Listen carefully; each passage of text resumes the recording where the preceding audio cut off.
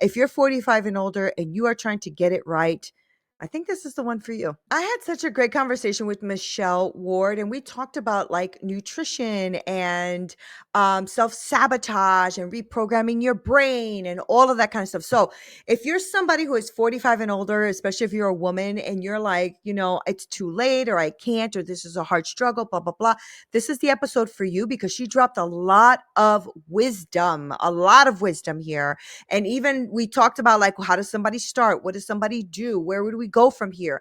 That kind of stuff. So go ahead and watch the episode. Tell me what you think. Make sure you leave a comment or something so I know, okay, that you watch and so that I can answer any questions that you have. But I'll link all of Michelle's info below. All right, let's go.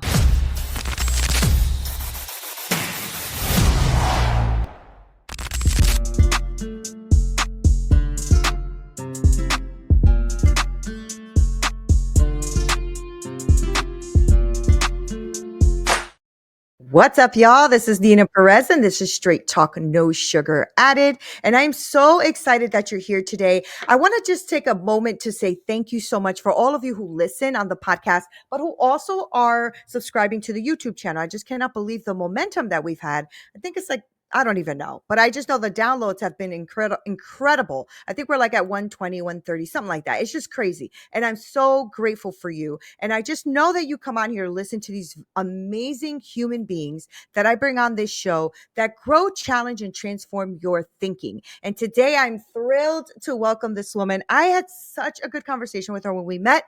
I really love her energy and what she's about. Her name is Michelle Ward, and she is a remarkable voice in the holistic health space. And I freaking love that, right? Anything that gets us moving forward and getting better. Now, Michelle's journey from facing her own fertility struggles to transforming her life through nutrition and subconscious reprogramming. That is so powerful. And I want to touch on that with you, Michelle. This has really shaped her unique approach as a certified holistic health coach. Now, her story is one of resilience, having overcome personal challenges and weight and alcohol, relationships, leading her to create a coaching method that helps women, listen up, y'all, over 45, reignite their inner vitality. I'm a woman that's over 45. I'm 52. Michelle, it does get more of a struggle as you get older. And some of it is mindset and some of it is just not knowing. So I'm so grateful that you're here because I love everything about you. I know that you are about empowering and really transforming the mind, the body, the spirit. And I'm really grateful for you. So welcome to Straight Talk, Michelle. Well, thank you so much for having me. I'm excited to be here. Yeah, I'm glad you're here. I really am. I know that you've gone through a plethora of things that now you're helping people with. And I love that, right? I love that when we have gone through things in life, we don't just keep the process to ourselves, but that Hmm. we help a fellow person get ahead, you know? Right. Yeah. So I want to start with a little bit more about you. So tell us a little more about you, Michelle. I'd like to know more. Well, let's see. I have been a coach since around 2010, but my journey really started in 1999 when I was trying to get pregnant. And you kind of touched on that. Allopathic ways weren't working and methods weren't working. So somehow I ended up in holistic nutrition. The internet was very new then. I did all this research and my life changed dramatically. I felt better. I was able to get pregnant without Mm-hmm. medications. And I kind of went down this rabbit hole that seemed a little weird. I was kind of one of those pioneers of like, no, we don't want to eat, sweet and low. It's bad for you. And, kind of where, people were like, well, why would, the government say it's okay to eat aspartame, whatever. And so I've always kind of been an outlier, but I kind of like being that outlier. But it kind of, as I started coaching people, I would get repeat customers and I was like, no, I'm trying to like what my goal is to empower you to do the thing and kind of fly out of the nest and not come back home to the nest like the mama bird. And so what I started figuring out is people had the wrong, it was more of a like I want to just lose weight or for a thing like a vacation or before Christmas or whatever. And it wasn't really a mindset. It wasn't like they weren't really in touch with their why. So I really started studying mindset around 2016. and started applying it to my own life. And it's so funny to look back at my journals and how the things I was writing about then versus the things that I'm learning now. And I didn't really understand it, but I understood that there was something to it. But then I started understanding about subconscious programming, and then you wonder, like, well, what do you do about subconscious programming? What is that? Right. That's when I got into self-sabotage and reprogramming those subconscious beliefs that lead to self-sabotaging behaviors. So I that love is that. kind of my journey to where I am now. I really love that though, right? I mean, I love when, because I think out of all of that, right, the first thing that has to happen is self awareness. Like Yes. you actually have to be self aware. What was that moment for you when you like, okay, I can't get pregnant. This is getting very difficult. Like there has to be another solution. Was that the catapult forward, or was there like a moment or a time that you just realized this is not working and I need to change it? Well, what wasn't working is I was on fertility drugs, and it literally made me crazy. Like, Got it.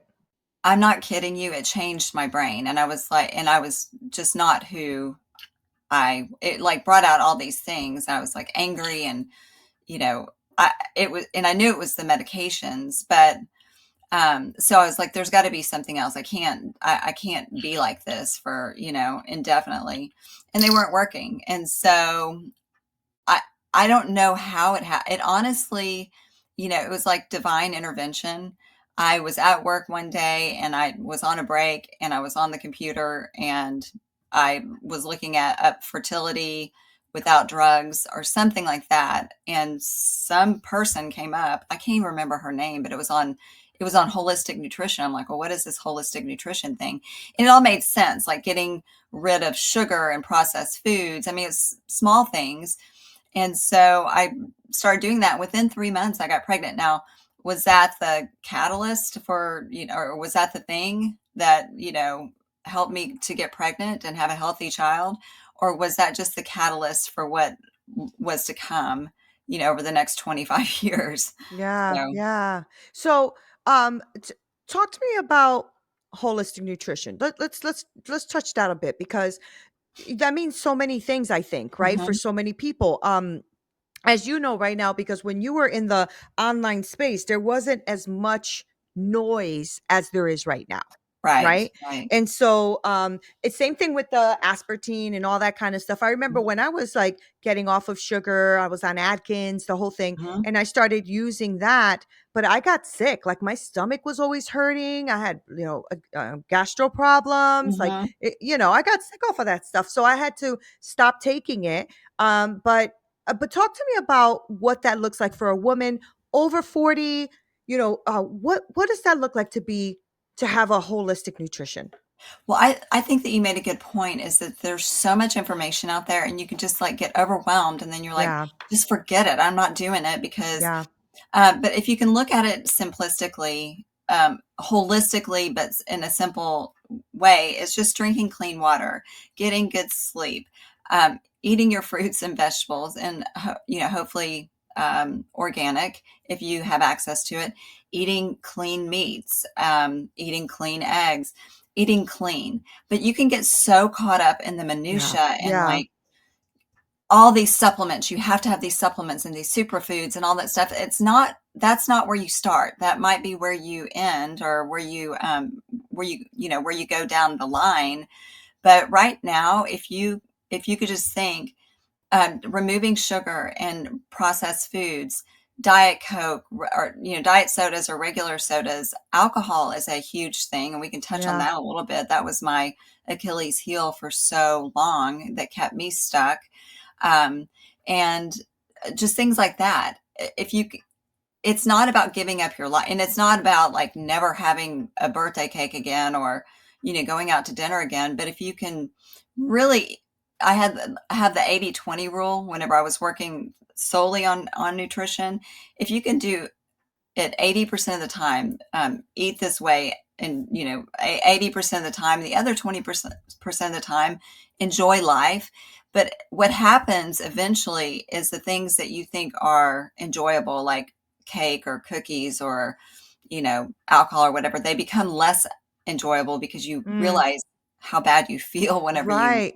you eat Right. those things. Yeah, I was actually gonna point that out. I was gonna say, where did we get that anyway? Was it messaging from, the big, big conglomerates out there that want you to eat junk food, right? Where did we get that eating well isn't enjoyable? Like I mean, I remember growing up like that, right? As soon as like we had vegetables, ew, vegetables, like that kind of Mhm. thing. It's like, where did that come from? Because way back in the day when it was all about farming and it was all about cooking at home and it was all about that's what you ate. You ate really good food, really nutritious stuff. Everybody ate it and enjoyed it. Where did Right. that come from, Michelle? Like how do we change that? Because you talked about how you had to reprogram your subconscious Mhm. to stop self-sabotaging, right? And that's the journey I am on, you know? Right. And I'm really like sometimes you have those really hard strong moments and then you do self-sabotage, Mhm. right? So talk to us about that. Like you said, you also your Achilles heel was alcohol. That Mhm. happens to be a lot of people's Achilles heel because it's acceptable, right? Right. If it's like nobody thinks anything when you're eating cake or cookies or drinking alcohol, it's acceptable, Mhm. so and even though sugar is a drug. I'm sorry because I Yes. am seriously addicted to sugar. Like I'm like weaning off of it, and even if I have one thing, it ruins my whole day. Like I Yeah. really feel like I have to have sugar the whole day. It's terrible, right? So Right. let's talk about that. Let's dig into that a little bit. Well, it does go back to programming. I think slowly but surely over the last 50, 60 years, we have been programmed to think that food made in a lab is just as healthy Yeah, for you as food yeah. that you grow. And we're less likely to grow our food anymore because we're busy doing other Sadly, things. very And sadly. Yeah. um, yeah, so I think it's been a subtle thing over the years. I remember I was born in 1970, but I remember growing up and we just didn't have junk food in the house. Like I don't know if it was expensive or what, but I learned how to cook whenever I was like 10 years old. My mom would have me and my or me cook while she was at work and things like that. And it was all fresh food, and so that's another thing is that we've gotten so out of the habit of cooking food.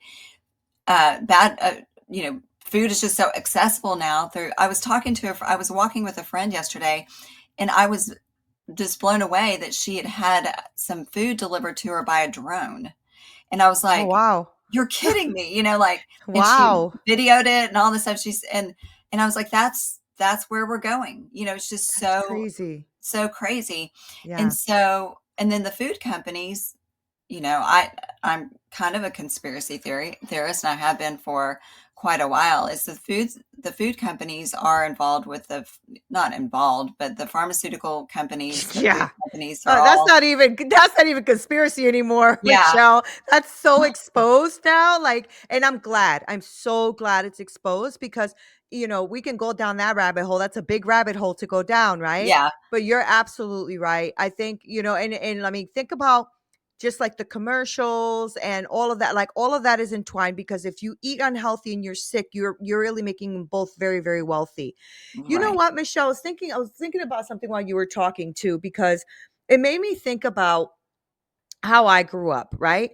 I was very much, we were like in poverty, right? My mother was on welfare, all that kind of stuff. She did cook, like rice and beans and food at the house. She did. Mhm. But we had a lot of junk food, Michelle, a lot of junk food. And, I think part of it is not knowing, like my mother wasn't into nutrition. She didn't know. And I think part of it is also that mindset that happens when you're at a lower, economy level, right? Mhm. Because around us, we had a supermarket up the street. So I'm not going to say we were in a big food desert. We had a supermarket up the street, right? Mhm. But we had a lot of sugar cereals. We had a lot of Kool-Aid. We had a lot of like stuff that was really detrimental. Like when I was getting abused as a child, to get that satisfaction or something in my brain of like pulling that out, I would go and eat sugar. Like Yeah. literally spoonfuls of sugar, Mhm. right? And it's sad. It's sad that that happens, but at the same time, I see how that now is like ingrained in the Yeah. brain. It's Yes. ingrained. Yeah. That is subconscious Yeah. programming, which comes, Yeah. from our culture, our society, our parents, our friends, and Yep. mostly happens from the age of, well, actually in the third trimester up through age 7. 7. And Mhm. then, those patterns are repeated and repeated and repeated and ingrained into our brains. And actually, it's the subconscious programming happens at that young age as a tool for survival. Yeah. And so we learn how to survive. Yep. If we're being abused and then sugar makes us feel better, that was a Yep. survival tool. It served us well back then, but as Yeah. adults, it doesn't serve us well anymore. So And true. being able to identify those triggers is really difficult, Yeah. unless you have a process that you can go through and somebody that can show you, like, these are the patterns I see that happen from age 8 until now. And this is why you might do this. And this is why you might do this. And Mhm. this is Mhm. how we deprogram it.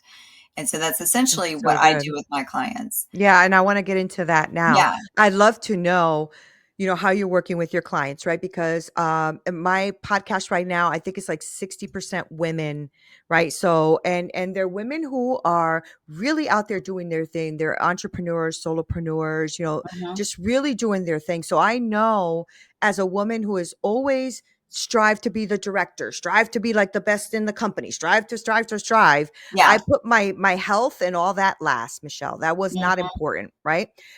It was important, but it wasn't, right? It was more important to Right. go to work for 14 hours and do my job. So I want you to speak to the women who are listening. Like, tell us about your program. What does that look like to work with you? How do you structure that? Let's get into that. Yeah. So first it starts with a discovery call, a 30 or 45-minute call, so we can kind of get to know each other and see if we're a good fit. Um, you know, I I really want to work with people who are committed to committed to themselves and committed Yeah, to getting better, because like I said, I've had a lot of people come and go just through the nutrition coaching, where they really weren't committed to themselves. They were doing it for other people, or yeah. for for this vacation or whatever coming up, or for this wedding coming up, or this, whatever. And so that's probably where I would start. And I'm a very transparent person, and so I will share my story, and I can relate to my clients very well because we've all had struggles. I think, Yeah, and it's hard to talk about those struggles because, like, we feel like we're the only one, but I promise you, you're not. Uh, totally not. and it's so the discovery call is first, and then we decide what is best for you. Are you just really looking for some holistic wellness guidance, because that's one package? Are you looking for where you're self-sabotaging and you just want to know what it is and have a quick solution, and you know how to eat, you know how to do all the things in the lifestyle, you don't really need that extra holistic wellness guidance? That's another thing that I would do. That's really 2 sessions. But the third is actually purpose discovery coaching, and it includes the self-sabotage analysis and the holistic wellness guidance. And so it's a little bit longer of a program. And so, just to kind of give you an idea of what the self sabotage analysis looks like, it's a pretty in depth questionnaire that asks questions and wants you to kind of go deep on why is it that you're here? Like, what is it you're trying to do here? Um, what are your what are like, tell me about your story. Tell me your how it was growing up. What are some things that you remember? What are some things that your mom and dad did or said to you that made a lasting impact? So it's a lot of that. So I tell people it's going to take probably 2 hours to fill out this questionnaire and to be as vulnerable and I love transparent as that. possible. Yeah. Yeah, because it's not going anywhere. It's just between you and me. And then I will analyze it. It takes me probably, I don't know, 7 or 8 hours to analyze, come up with some solutions, and then we meet and discuss that over a couple of different sessions that last about an hour and a half each. So, Is but it then is it like do they work with you like 12 weeks, 6 months, 12 months? Like, how does that look like? Yeah. So the self-sabotage only, just the analysis would be over a 2-week period, 2 to 3 Okay. week period. Okay. The purpose discovery, which is the self-sabotage analysis plus the holistic wellness, is about 8 weeks. And I, I say that, but it could be longer. I'm not going, I'm not going to just say you have to pay me more and I'm letting you go, because I just don't think I, it I'm the takes, same. I'm the it same. takes Yeah. some people a little bit longer, and it's a lot. It's a lot of information to take in. It's It's a life lot. transforming. You're It transforming a is. life. It Yeah. is. So Yeah. I'm available, in between through email, through text, and things like that. So um, I used to work with clients, like it used to be like a 6-month program, but that seemed to be too much and too long. But I just work with people wherever they are at. So, Okay. Well, then, yeah, I know we're almost getting to the end, but before we do that, I do want you to like give maybe somebody who's listening like a tip, a tool, something, right? Whether I think you said in the beginning, like, maybe getting rid of sugar, reducing sugar, things like that. But let's get into how somebody can start transformation, right? okay. With the self sabotage, with the nutrition part, whatever. Let's give them something to walk away with, to chew on, right? So Yes. give me a like one or two things that you would give my audience right now to just get their journey started. Okay, well, let me just kind of start, like, about 5 years ago with myself. I started noticing some things in my life that I didn't like. Okay, so I was over drinking. I, I don't know. There was just attitudes I had towards people, or I was making assumptions about things, or I had expectations of others that no one could, ever live up to. And slowly, over about a year, and into 2020, those things really amplified. And it, probably had a lot to do with what was going on in 2020. But Mhm. um, I mean, my entire world just started crumbling around me. I, and I'm not, I can't even, if I if I told you everything, it would take too long. But my dad died, and that was Mm. really Mm. difficult because I didn't have a great relationship with him. And after he died, I regretted a lot of, things, unsaid things. My marriage was just crumbling, and my husband decided that he didn't really want to be married anymore. And my children were really struggling. They were in college, and this whole 20, the whole mask thing, and the just isolation Yeah, and it all was the that. yeah. And so it was thing after thing after thing. And I remember looking up and just saying, okay, God, I know you got me. And I whatever it is that you want me to learn through this. So and I recognize that I was part of all this problem. And so I think that's the first thing, is that you Mm. recognize, So good. and you take responsibility for where you are in life. So good. You invite it into your life, whether you realize it or not. And that might sound crazy to people. But so first of all, there's self-awareness, and actually the second thing is that I was grateful. I was like, I know that this is for my good. I know this all, and I know that, And it doesn't feel like it at the time, right, Michelle? well, it doesn't feel like it at the time, but No, it does not. Yeah. I know enough from past experiences that there's always a lesson, there's always something to learn, and there's always something good that can come out of it. So if you can have Yeah. that attitude, So good. and then start think like the things that you're telling yourself. We've got that inner critic, that that person that's constantly, Yes. you look in the mirror and go, ugh. Well, why? Like, look at yourself in the mirror, smile, and tell yourself you love yourself. It is hard to do. Yeah. It was hard for me to do at first, but the more you do that, the more you start seeing things, more positive things in your life. And then when you start, that inner critic starts telling you something, ask yourself, is that true? And then start looking for the things that, because we've got this thing called confirmation bias. So we start looking for the things that make that true in our mind. Well, let's start Yeah. looking for the things that make that not true. So for example, I'm ugly, or or whatever. Well, is that really true? No, I really love the way my eyes look, and I like I like the structure of my cheeks. And you know what? I've got a really great personality, or a great smile. Start looking for the things that are opposite of what you're telling Reinforce, yourself. got it. Mhm, Hmm. mhm. So, Reinforce yeah, I love that you're doing that, right? Because you're telling them first become self-aware and then become self-aware, right? yes, Like, yes. it's really great. I love that. Yeah. And you can't really love other people, or other people well, or serve other people well, if you don't love yourself. And that might sound very cliche, but it's so true. So true. And so how you do one thing in your life is how you do everything. So Yep, if you're self-sabotaging your own life, then it's going to trickle out into yep. other areas of your life. Yeah, oh yeah, 100%, Michelle. I've had now that I've taken more control of I want to be more healthier. I'm trying to be more conscious of what I'm doing, all that kind of stuff. My finances have also started to get better. So Yeah. it's like this thing, right? Like Yeah. you realize like, oh, I'm six figures, but I'm always broke. How is that possible? Well, Right. because you're not taking care of your health, so you're not taking care of your finances, so you're not Hmm. taking care of your car, so you're not taking care of your home. This is just true. It just It is. is. It just is.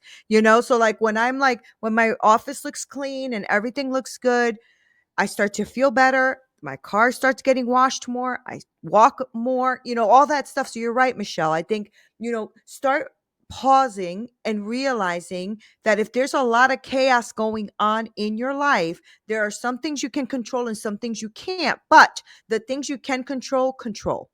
Yes, Start exactly. having control. The things you can't control. Right. It just is. It's going to always be. And I was talking to a group of women and they were, I was telling them, I'm like, because she was saying, oh, this is just so bad. I was like, why is that so bad? Well, because, and I asked the person next to her, do you think that's bad? She's like, no. I said, exactly. We Mhm. add an emotion to the thing, Exactly. and she's Yeah. like, oh, shoot, I never saw it like that. I'm like, yeah, you looked at this and said, oh, this is horrible. She looked at it and just said, no, that's not bad at all. Right. Right. And she's It's like, a oh, matter of shoot, perspective. it's Mhm. perspective. It I'm is. glad I'm getting older, wiser. I'm Yes. glad I'm taking the time. I wish I had this when I was in my freaking 20s, but Me too. it is what it Oh, is. well, it's here now. Right? Exactly. But thank you, Michelle. Thank you for like really, pouring that into them because my listeners are they know that we talk a lot about personal development and business and all that kind of stuff because it's life. It's life. Business, personal development, career, that is life. This is what we do, right? And so Exactly. that's why I wanted to have this conversation with you because you've been through some stuff, you've gone through some stuff, but you also know what you're talking about. And so I'm really grateful that you came on. I'm grateful that you poured into the community. Thank you so much for being here. But before I let you go, girl, there might Yeah. be somebody listening who's like, how do I get in contact with Miss Michelle? Michelle, give us that info. So my website is Elan Vital dash coaching, and that's ELANVITAL dash coaching.com. You can go on there and book a discovery call. You can take a free self-sabotage quiz. Yeah, I love There are that. some downloads and resources that you are welcome to, you have access to, but just give me a click and set a time on my calendar, and I would love to talk to you. Yeah. And I think, people should because don't self sabotage yourself, people. Don't self sabotage yourself and not do it. I mean, because that's, self sabotage is a real thing and it does come to sabotage you for real, like for Yeah, real, it you know? does. Yeah. And most of us, I speak to a lot of like very affluent people, billionaires, whatever. They don't play games. When they make a decision, it is done. Like they make a decision and within seconds the whole team is doing it. And I'm Yes. like there's no there's no like, oh, let me think about it for 20 days. And the reason they don't do that is because they know they even themselves will sabotage it. Right. Yeah, so Exactly. you have to make a quick decision. So if somebody's listening to you right now and really wants to connect, they need to just make the decision. Just go on the website, click on the thing, make a discovery call and just do it. Just like do it. It doesn't hurt, you Well, know? and one thing I want to tell people is that a lot of people I work with are, women 45 and older, empty nesters, they've kind of given their life in service to their family, and kind of given up on their own dreams. And Yeah. at this point in life, this season of life, they're like, oh, what do I do? And it's too late to change. No, like I am Mhm. a living example of you can change at any point. You can do uh, the second season, this next season of life is the best because you got the wisdom, just like you were talking about, That's Neena. right. You've got the wisdom of the years, and then you can reinvent yourself. So that's what That's this is right. all about. Yeah, Michelle, thank you for being here. I appreciate Thank you. you I so really much for love it. having me. Guys, make sure that you follow her. I'm going to link all the information below because I really don't want you to self sabotage yourself or wait or procrastinate. All of those things are signs. You know what I'm saying? When you're procrastinating too much, when you are Mhm. waiting on things too much, when you overthink things, when you're a hyperachiever, when you're all those things, there's something rooted and underlying going on. Let me tell you, hyperachievement is an issue because it is a self sabotage thing. You think you have to keep hyperachieving. That's Right. not true, right? Like all of these things, I'm telling you, there's a lot of stuff that goes on in our mind. And I love learning about this stuff because it just makes you, better. It makes you wiser. It makes you tougher. You see things differently. Not everything is destructive and destroying you the way you think, like when we get all dramatic, like, oh, my whole day is ruined because Yes. you didn't have the right latte. Are you kidding me? You know what? So make sure that you connect with Michelle. I love you guys so much. Thank you for sharing, subscribing. You know the drill. I really appreciate you. This is Neena Perez, Straight Talk, No Sugar Added.